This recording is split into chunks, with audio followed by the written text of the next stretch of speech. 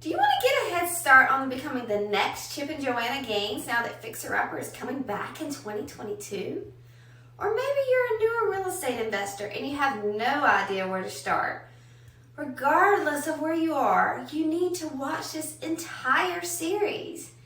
In the meantime, I'm going to suggest 3 things that you should consider when building your team and searching for an investor-friendly real estate agent. Hi there, I'm Jennifer Ledford, owner and broker in charge of the Ledford Group with eXp Realty. The tips I'm about to share with you can be utilized even if you do not have your real estate license. Almost all of the investors that I work with do not have a license. Number 1, you must become laser focused on what area you want to work in. You want to dial down to the zip code rather than the area code. Number 2, if you don't have access to MLS data, then you're going to want to use a site like Zillow or Realtor.com and look at the last 3 to 6 months of transactions in those zip codes that you have actually chosen. What you will be looking for are cash transactions, properties that were distressed, and the sale of the fully renovated homes. You will then see who the agents were that were involved in these transactions.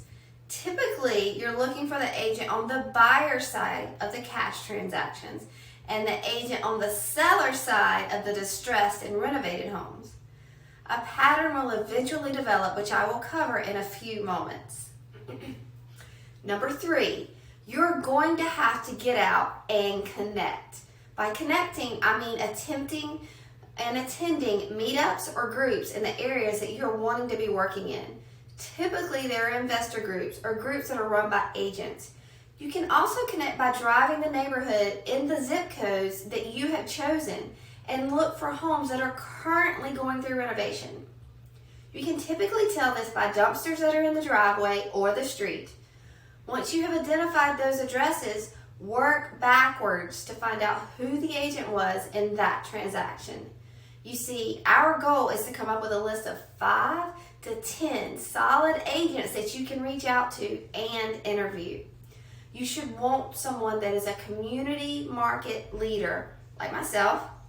Those are typically the agents that you're going to want to have on your team.